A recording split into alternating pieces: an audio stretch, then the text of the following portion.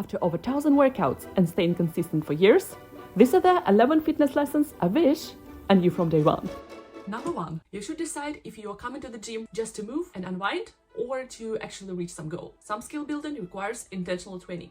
If you don't see results on the specific skill, it's just because your workouts are too spread out. I was working out like that for many years and there is nothing wrong with that. However, if you have a specific goal in mind, it's better to understand how you can reach it. Number 2, it's okay to train for what you would like to train at the moment.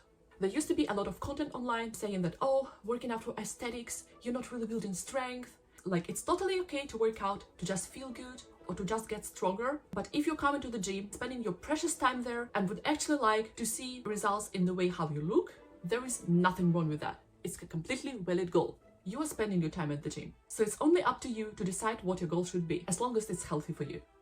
Number 3, understanding that you should build a foundation. For instance, if you would like to achieve a pull-up, and you cannot do one pull-up with a decent form, it's better to do the progressions than continue doing pull-ups with a form that will just build the compensation and not the actual skill. Otherwise, it will take you much longer time to achieve the result because you will have to relearn all of that again. Number 4, everyone keeps on saying that to progress on the exercise, you should have a decent form. However, the problem with that is that you're not always seeing yourself from a side.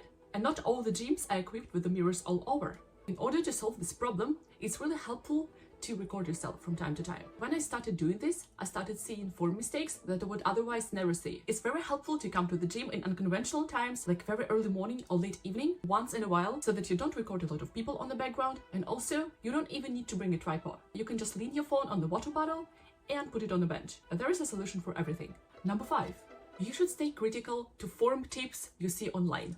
Let's take squat, for example, because it's a foundational exercise for lower body. I used to see here and there that if you're gonna squat very low, it means that you have a bad form. First of all, for a lot of people, it's enough to squat parallel to the ground because their specific sport and activity don't really require them to squat very low. Moreover, it has something to do with the hip joint structure and length of your fingers. Of course, you can work a little bit on your squat doing exercises for ankle mobility and so on and so forth, but still, different people have different limitations.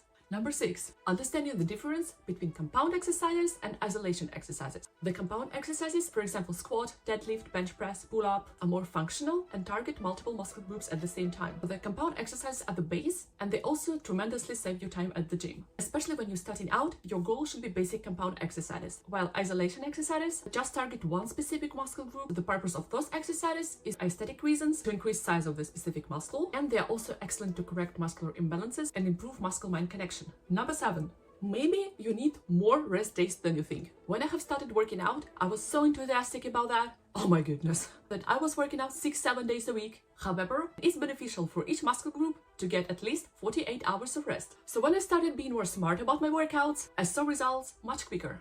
Number 8, understanding the protein math. Our muscles are mainly consist of protein, and if you're working out consistently, your protein target for the day will be higher than for an average person. The daily recommended dose of protein would be from about 1.6 to 2 grams per kilogram of body weight.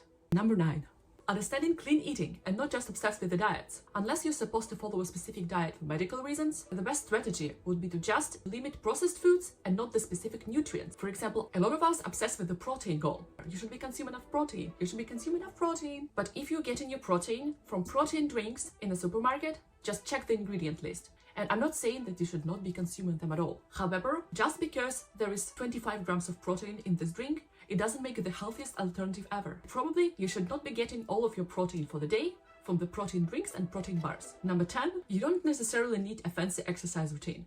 A lot of people cannot stick to the workout program because they find it too boring. And therefore, in a lot of cases, you have to come up with a lot of original approaches. But you can still get results with the simplest workout program. And sometimes you don't even need the gym. So choose whatever fits you. I prefer the mix of new exciting routines and standard exercises. And finally, number 11, you should understand that there is such thing as genetics. It's a no-brainer that different body types are built for different sports and activities. For example, I'm absolutely not built for lifting. So I stopped comparing myself to people who have better genetics for that and started comparing myself to who I was yesterday. Focus on yourself and your journey.